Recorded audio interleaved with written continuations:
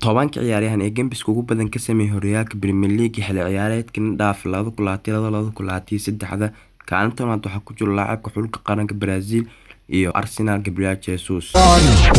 So Amina, tell me your determiner. Your determiner to tell me what you want me now.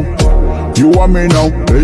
waxaa kaloo kaalinta soo galay laacibka xulka Portugal iyo Man City Joao Cancelo. So Amina, tell me your determiner. Your determiner to tell me what you want me now.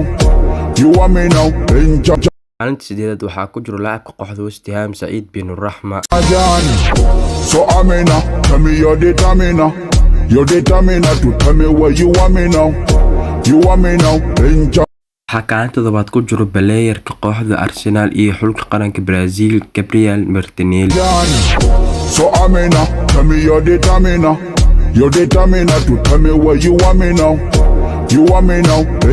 kaalinta lixaad laacib ku jira intaad idiin asxaabta waxaa idiinku codsanaa inaad subscribe ii saataan oo channelka aad ii share gareysaan. qaybtan waa qaybta koowaad isla socod wanaagsan. kaalinta lixaad waxaa ku jira laacibka kooxda Newcastle Alaa Saint-Maximin. So Amina, tell me your determiner. Your determiner to tell me what you want me now.